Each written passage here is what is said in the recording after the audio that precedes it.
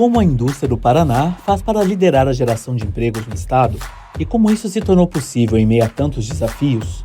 Há mais de 7 décadas, o compromisso do sistema FIEP é tornar isso possível, por meio das 4 instituições que compõem o sistema, em diferentes linhas de atuação.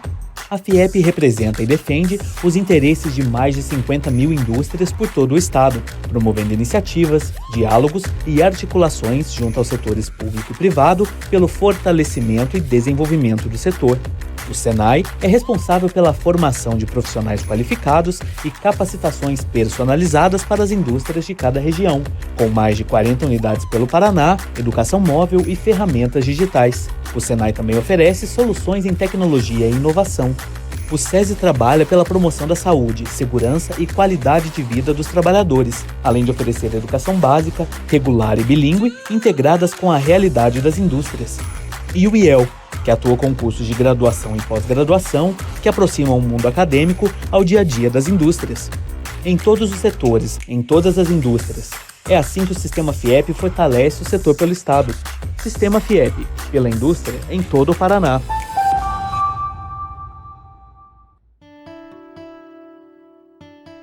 Nos 399 municípios do Paraná, existem milhares de pessoas como o Antônio, que um dia acordou com a ideia de abrir um pequeno comércio de flores, uma paixão de sua esposa Silvia. Não demorou para que Antônio e Silvia decidissem somar forças e trabalhar juntos. No Sebrae encontraram todas as soluções que precisavam para abrir seu pequeno negócio. Sentiram-se seguros nas mãos de gente que conhece a fundo a trajetória que cada empreendedor deve percorrer para ter sucesso. Receberam informações valiosas sobre como analisar o mercado e planejar um novo negócio. Antônio e Silvia buscaram conhecimento técnico e ferramentas de gestão. Capacitaram-se, cresceram, ganharam preparo e segurança para abrir sua pequena empresa, que não para de prosperar. O Sebrae, Serviço de Apoio às Micro e Pequenas Empresas, existe para transformar a vida dos empreendedores e a sociedade. Empreendedores são agentes de transformação e podem contar com o Sebrae para realizar e crescer. O Sebrae Paraná tem 7 linhas estratégicas para promover um ambiente favorável para o crescimento dos pequenos negócios, despertar a vontade de empreender em jovens estudantes, do ensino fundamental ao superior, preparar lideranças para superar desafios, pensar e lidar com novos cenários, auxiliar micro e pequenas empresas a figurarem no mapa mundial dos pequenos negócios, incentivar modelos de negócios inovadores, apoiar empresas a conquistar excelência na gestão e mostrar o caminho para crescer. Estar sempre ao lado de quem deseja iniciar ou melhorar sua empresa. Se você é empresário ou sonha em se tornar um, conte com o Sebrae a qualquer hora nos canais digitais. Ou, se preferir, vá a um dos escritórios, pontos de atendimento ou salas de empreendedor. É para isso que o Sebrae existe, para fazer a diferença na vida do Antônio, da Silvia, do Otávio, da Ana, da Carolina e da sua. Sebrae, fazendo a diferença para quem quer empreender.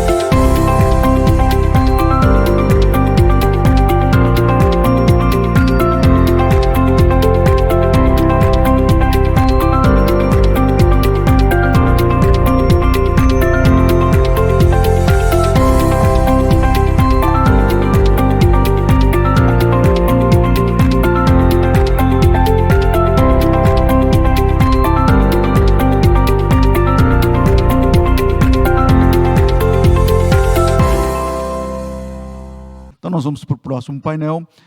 Nós vamos falar agora como o setor de químico e materiais se relaciona com o ambiente digital, né? E para falar sobre esses temas, nós convidamos aqui a Eline Machado de Silva Mainardes. Ela é consultora de P&D e do Instituto Senai de Tecnologia em Celulose e Papel, os famosos ISTs. Seja muito bem-vinda, Elines. O Paulo Roberto Dantas Marangoni, ele é diretor do Instituto Senai de Inovação, né, os famosos ISES, né, vou falando assim que as pessoas vão na ISES, ISES, em eletroquímico, e o Jorge Augusto Pesato Mondadori, né, consultor também de PDI do Instituto Senai de Tecnologia em TI e Comunicação. Olha só que coisa interessante, teremos 3 painelistas aqui, um do setor de materiais, papel e celulose, um do setor de química e outro do setor de TI, que é exatamente isso que nós vamos tratar, sobre a interação desses 3 setores e do nosso setor com o setor digital. E para moderar esse painel, eu convido novamente aqui nossa colega, companheira do Integra, a Carla Caldi, que é diretora de Omnichannel da rede de farmácias Vale Verdes e da Flora Cosmético. Ela é integrante da governança de Química e Materiais. Carla, seja bem-vinda, é com você agora.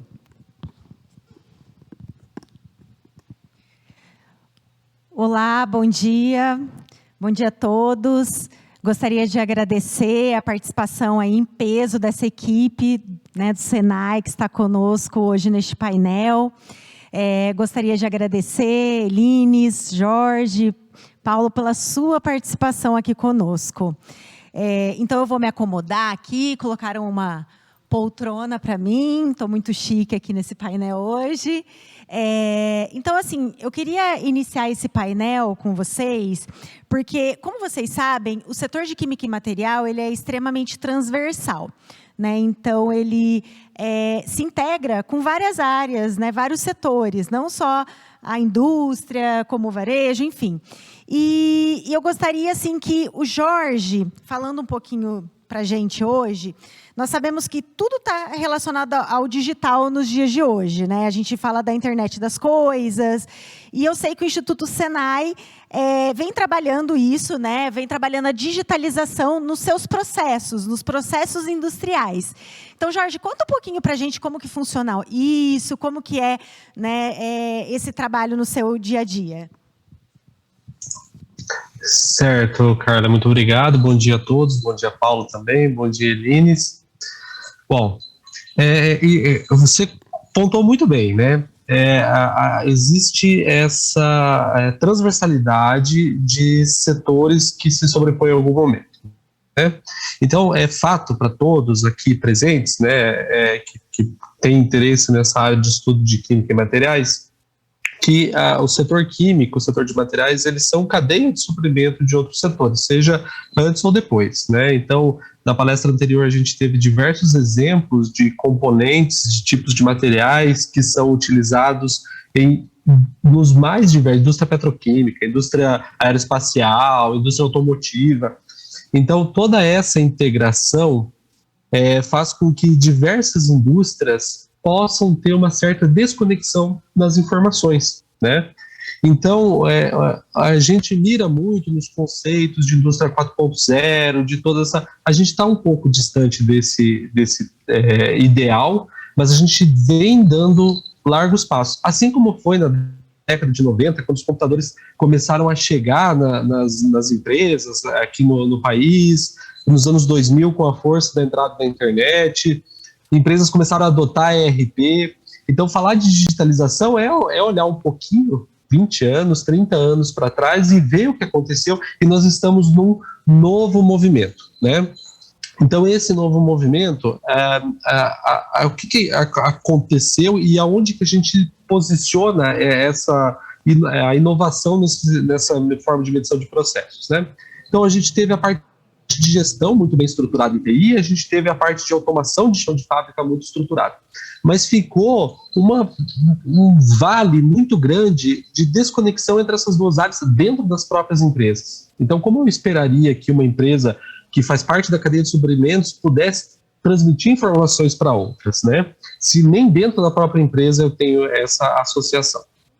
Então, a gente vem trabalhando, e o conceito principal que você mencionou aí é o conceito de internet das coisas, que é a capacidade de conectar dispositivos, sejam automáticos ou manuais, enfim, as diversas formas de coleta de dados industriais e transformá-los em informação.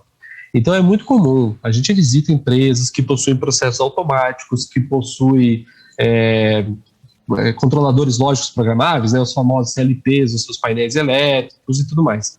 Mas essa informação, ela está no nível de operação, né?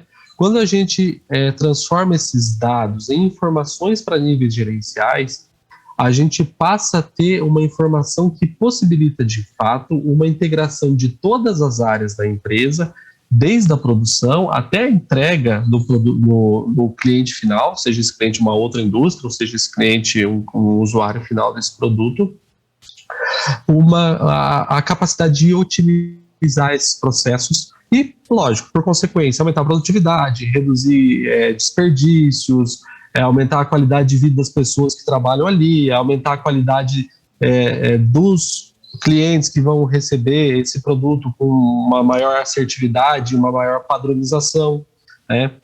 Então, esse é o principal alvo que a gente tem mirado, né? Então, conectar o chão de fábrica aos sistemas de gestão. Falando um pouquinho da parte técnica, né?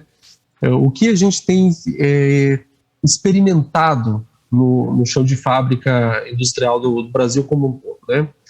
Nós somos um país com baixa tecnologia no geral, tá? Existem empresas de ponta, existem indústrias com altíssima tecnologia de fabricação, de produção, de transformação, mas ainda, no geral, os processos mais básicos, nós temos baixa tecnologia implementada.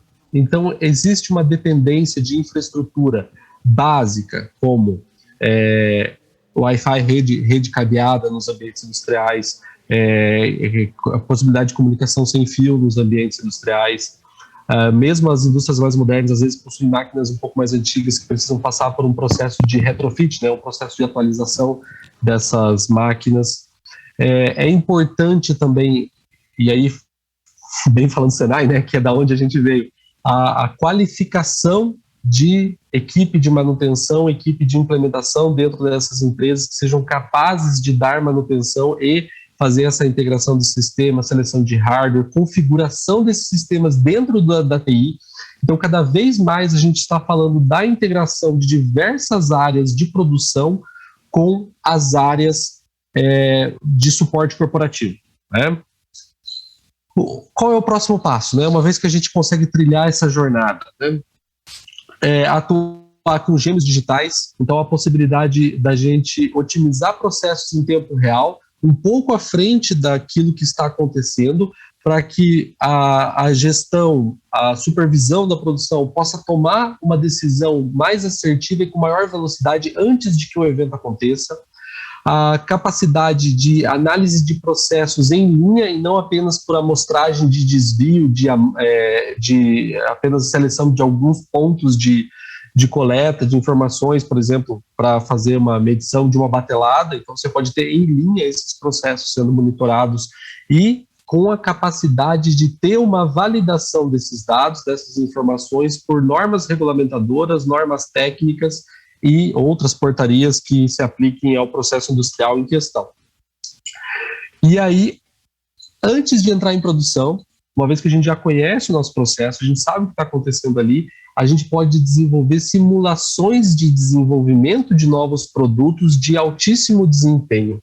Então, desenvolver novos produtos em ambiente digital, anteriormente de testes, protótipos, e isso economiza recurso de matéria-prima, recurso humano que vai estar fazendo esse desenvolvimento, e vai dar uma maior assertividade na produção.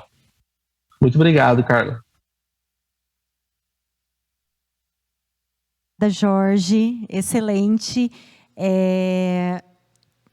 Se pudesse, eu acho que nós ficaríamos aqui a manhã inteira falando sobre isso. Muito interessante saber como o Senai está com esse olhar, né, no setor de tecnologia. Você estava falando aqui, eu gosto muito de anotar já, porque a gente também aprende com esses painéis. E falando dessa questão do desenvolvimento do P&D, já no ambiente digital. Eu acredito que isso todas as empresas, tanto de pesquisa e desenvolvimento, quanto os institutos, enfim, todo mundo está indo por esse caminho, né? E, para isso, a gente entende que requer investimento, requer um olhar, né, de toda a estrutura para que isso aconteça. Você falou de pessoas, você falou de sistemas, enfim, equipamentos, tudo que é necessário para que esse processo aconteça, desde da operação até a estratégia. Então, eu queria que a Elines falasse um pouquinho para a gente, né, porque eu entendo que para a empresa se destacar nos canais digitais, ela vai precisar de auxílio, né? Então, como que o Senai pode ajudar, apoiar as indústrias nestes projetos de inovação, Elines? Legal. Bom dia a todos. Um prazer estar com vocês. Vocês estão me ouvindo bem?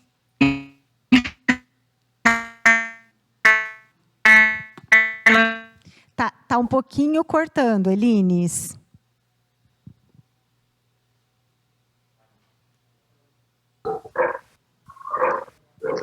Oi, Carla, me ouvem? Oi, te ouço sim. Ótimo, eu vou desligar um pouquinho a câmera, mas Okay. Porque eu acho que está um pouquinho instável aqui para mim. Mas agora, o que eu faço, né, para fazer tudo isso que o Jorge falou, que é super interessante, quero fazer tudo na minha empresa, como que eu posso fazer isso?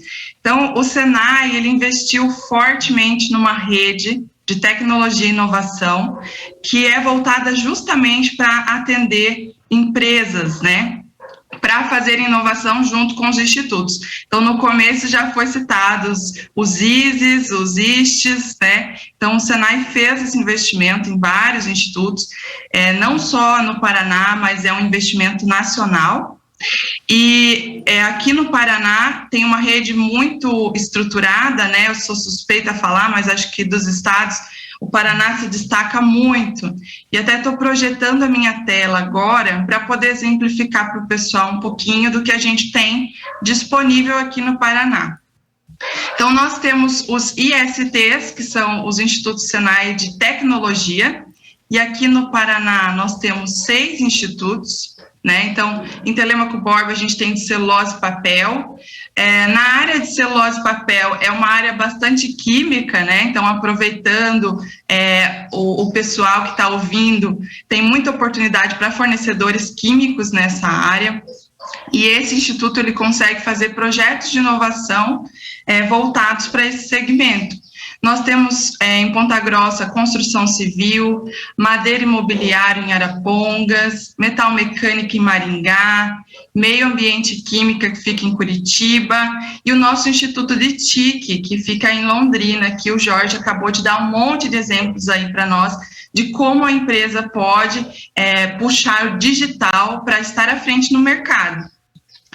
Em Curitiba, nós temos também o Instituto de Inovação, e agora falando dos ISES, né, em Eletroquímica, que o Paulo vai falar um pouquinho melhor para nós, e nós temos também o Instituto de Engenharia de Estruturas em Maringá. E o que é legal desse grande número de institutos dessa rede, né? Então, a gente faz inovação aberta mesmo. A gente tanto puxa universidades para trabalhar no projeto, como startups, também envolvemos mais do instituto.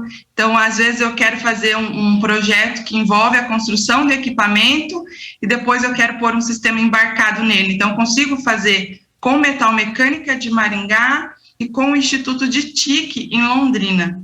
Esse é só um exemplo, mas esses institutos, eles respiram, eles vivem inovação no dia a dia.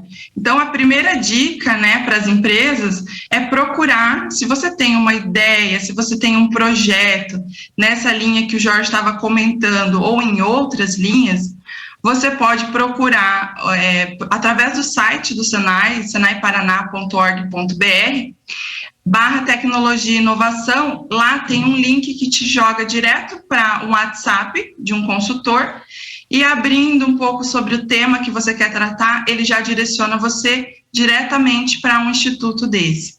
Além de poder, claro, visitar o instituto presencialmente. Tá, mas falando um pouquinho do recurso, né, que você comentou. Como que a empresa pode fazer hoje inovação? Então, ela pode tanto utilizar um recurso que ela já tem separado para fazer esse tipo de investimento.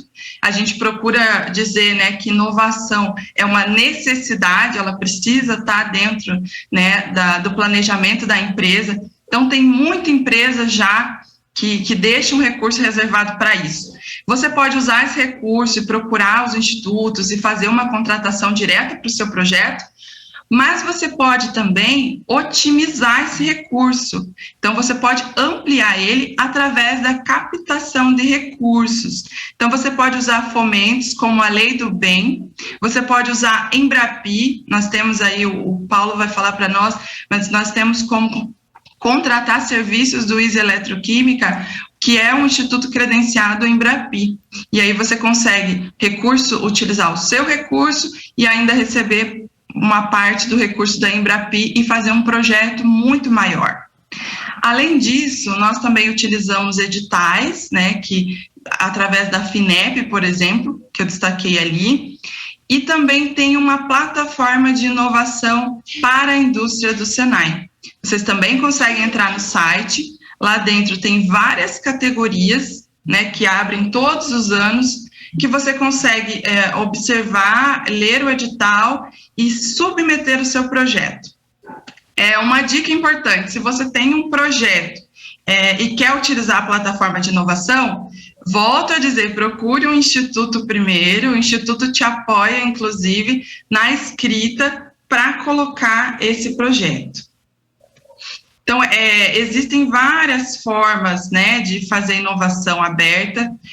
O que falta, às vezes, para as empresas é a informação, né, chegar a essa informação para as empresas do que tem disponível. E, para isso, o Senai também apoia, divulgando sempre, né, fazendo essa informação chegar para as empresas, para que elas possam utilizar esses fomentos e, assim, utilizar a nossa infraestrutura, os nossos institutos, que foram criados justamente para isso, para apoiar a indústria a fazer projetos.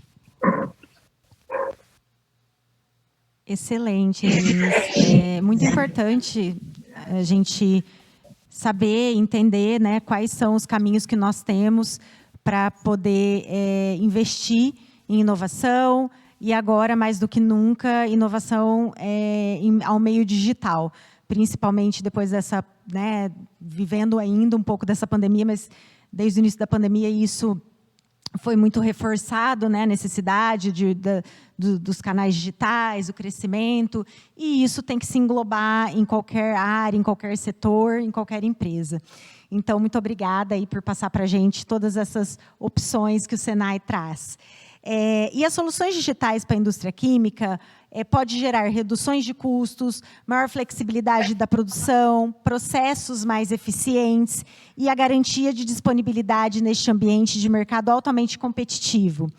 E estamos falando aqui, né, dos ISEs, que o Everson falou, né, o Jorge, a Elines, e agora eu vou convidar o Paulo a falar um pouquinho como que vocês trabalham, né, com as linhas de ação nesse sentido, Paulo. Ok, pessoal, vocês estão me ouvindo? Tudo certo? Sim, muito bem. Ok, valeu, obrigado. Bom, primeiramente, obrigado pela oportunidade de estar aqui com vocês conversando sobre esse tema que é tão importante e tão motivador, na verdade, né? É legal quando a gente vê essa questão da conexão, né? De estar olhando o mundo digital junto com essa parte de químicos e materiais, aproveitando um pouco da fala do Jorge, quando coisas que eram tão desconectadas, elas começam a fazer sentido juntos, né? Então, isso gera ganhos intangíveis para essa cadeia, né? Que acho que é o mais importante. A minha tela está aparecendo, né? Sim. Ah, tá. Eu só vou usar ela como guia só para poder exemplificar alguns pontos para vocês, disso que eu estava falando. Eu não vou entrar tanto na questão do Instituto em si, né? Mas esse olhar, só que eu vou aproveitar as 3 áreas que o Instituto tem, né? Então, praticamente, a gente trabalha com os temas de Smart Energy, Smart Materials, Smart Biosensors. São 3 linhas de ação muito fortes aqui no Instituto de Eletroquímica. O Instituto, como ele tinha comentado, né? Ele é integrante de uma rede nacional, inclusive, né? Então nós temos, aqui no Paraná são 2, né, como a Edith tinha comentado, mas no Brasil são 26 institutos de inovação, né? O ISA Eletroquímica é um deles, e os de tecnologia são em torno de 67 institutos dentro do Brasil todo, em várias temáticas, né? Mas aí, eu vou aproveitar esses 3 temas são fortes aqui, que a gente tem exemplos de projetos que já foram desenvolvidos, que estão em negociação, de rotas que a gente está olhando para o futuro, né, para mostrar essa conexão digital e a parte de química e materiais, tá? Só aproveitar, né, essa parte de digitalização, dessa parte de conexão hoje em dia, né, então aquele QR Code, basicamente para vocês fazerem um tour virtual no Instituto, tá, quem tiver interesse, ao longo da apresentação ele vai estar num cantinho ali, tá bom? Então, falando um pouco sobre a parte de Smart Energy, eu começaria falando para vocês com relação a tendências e como que eu posso dizer, a iniciativa com relação à BMS, por exemplo. Então a gente tem baterias, então a gente sempre via a bateria como um sistema único. A bateria é parte do sistema de gerenciamento, da parte de energia, armazenamento de energia, né? Um sistema desconectado do restante, né? Mas a gente tem hoje em dia o BMS, que é o Battery Management System, que praticamente é um sistema de gerenciamento de carga e descarga do veículo, na parte de energia, né? Então tem muitos avanços nessa parte de desenvolvimentos de sistemas para estar fazendo isso, o que você consegue ganhar mais eficiência nas baterias existentes, né? E não só isso, você consegue entregar aquela demanda de energia da forma necessária, por exemplo, quando a gente vai falar aí com um veículo elétrico, né? Então é extremamente importante essa conexão dessa parte digital com esse elemento que seria a bateria, né? Então tem toda uma parte de desenvolvimento de química, de material ali em torno desse sistema, mas o BMS tem uma parte muito importante. Puxando o gancho, então hoje em dia tem muitas simulações de soluções que são feitas antes da gente ir para um protótipo, antes de a gente começar a fazer um elemento desse, que embasa e nos acelera a estar desenvolvendo cada vez mais rápido soluções nesse sentido, né? Pegando um outro gancho, uma parte de reuso, né? Então hoje em dia você tem baterias, sistemas aí disponíveis e você tem uma remanufatura de módulos. Então existe toda uma inteligência por trás de você estar observando essas baterias, esse espectro de bateria, e estar fazendo um reuso dele, aproveitando elementos que ainda estão bons dentro dessas baterias. E isso passa por sistemas digitais que vão estar apoiando nessas análises, né? Além disso, segunda vida, pessoal. Existe a aplicação de baterias para conexão dentro de smart grids, onde você pode estar dando uma segunda via para sistemas de PAC de eletromobilidade, por exemplo, onde a gente consegue, ao invés de ter um descarte desse material, você está reinserindo ele dentro da cadeia e dando um passo a mais, porque a gente vem atrás disso aí, o quê? Se eu tivesse que produzir uma nova bateria ou uma bateria que iria atender um smart grid de acumulação de energia, eu teria que estar gastando recursos para isso, tá? Além de, por exemplo, na parte de eletromobilidade que passa por esses sistemas, e outra coisa células a combustível para geração de energia, novas formas, novas soluções de geração de energia que estão conectadas com o smart grid, dando pontos de melhoria, tá? Aos processos existentes. Indo, pessoal, para a parte de Smart Materials, a gente possui tecnologias, por exemplo, de sensoriamento e rastreabilidade de materiais através de um fingerprint químico, onde depois equipamentos, dispositivos eletrônicos estariam fazendo monitoramento e detecção de onde estão esses materiais, tá? Além disso, a parte de monitoramento, por exemplo, de estruturas com relação à corrosão, degradação. Então, tem dispositivos conectados a essas estruturas que possuem características específicas, onde a gente vai estar monitorando o processo de corrosão que vai estar acontecendo nesses materiais. Então, sistemas inteligentes de revestimento, onde vão estar entregando características específicas que podem ser monitoradas por um equipamento quando existe o processo de corrosão acontecendo em campo. Ele emite sinais e isso pode ser captado por um sistema que depois vai comunicar com o sistema de gerenciamento de uma estrutura específica. Daí a gente passa por vários exemplos, geração de energia, seja eólico, fotovoltaico, hidrelétrico, uma estação offshore de exploração de petróleo, enfim. Indo, pessoal, para a parte de sensores, então a gente tem exemplos muito robustos aqui, praticamente diagnóstico precoce para monitoramento da saúde humana ou saúde animal. Então a gente tem exemplos diversos, e aí com relação à pandemia a gente viveu isso na prática. Os diagnósticos rápidos estão disseminados agora, que você vai numa farmácia, você consegue estar fazendo, né? Não só aqueles que são desconectados de equipamentos, mas enfim, todo mundo conhece um glicosímetro. Ali você tem soluções de eletroquímica, então praticamente desenvolvimento de materiais, superfícies sensoras, toda aquela parte, mas integrado com aquele sistema que está fazendo medição. Qual foi o ganho que essa população, que precisa monitorar a glicemia, né? Que é uma coisa importante para o dia a dia deles. Outros testes também estão sendo embarcados nessas soluções, que a gente está conseguindo dar portabilidade para testes, e não só isso, também ganho de sensibilidade, às vezes buscando a questão do diagnóstico precoce, tá?